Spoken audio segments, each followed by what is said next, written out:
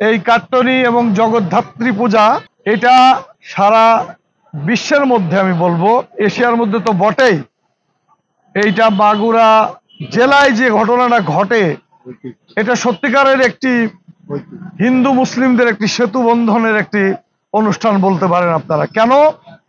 কারণ হচ্ছে অন্যান্য বারগুলো এই বিগত 17-18 বছরের সময়, আর এবারকার এই কাট্টনি পূজায় মানুষের যে ঢল নেমেছে, মানুষের মধ্যে যে স্বতঃস্ফূর্ততা দেখা যাচ্ছে, এটাতে প্রমাণ করে হিন্দু মুসলিম সম্প্রীতির যে একটি অসাধারণ দেশ বাংলাদেশ, তার উজ্জ্বল দৃষ্টান্ত হচ্ছে মাগুরা জেলা।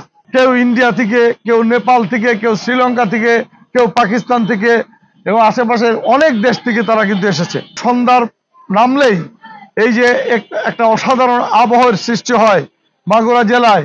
এই জেলাতে 100-র মতো এবার পূজা মণ্ডপ হয়েছে এই কাট্টনি পূজায়।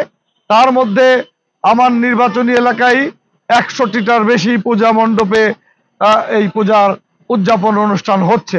মাগুরা এমন অপরূপ সাজে সেজেছে যা দেখলেই মানুষের মন ভরে যায়।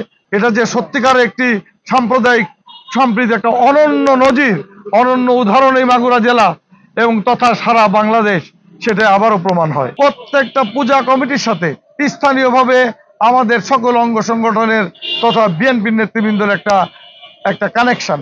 পূজা কমিটি যেভাবে চাইবে তারা সেইভাবে তাদেরকে সাপোর্ট দিচ্ছে এবং ইনশাল্লাহ আমরা এটুকু আপনাদেরকে নিশ্চয় দিতে পারি, শারদীয় দুর্গা পূজা যেমন কোনো রকম অসুবিধা হয়নি এবং এবারও এই পূজা অত্যন্ত সুন্দরভাবে আনন্দ উৎসবের মধ্যে দিয়ে দারুণভাবে সবাই তাদের 31 তারিখের রাতে তাদের যে শেষ সময়, সেই সময়টা সুন্দরভাবে পার করতে পারবে, এটাই আমরা বিশ্বাস করি।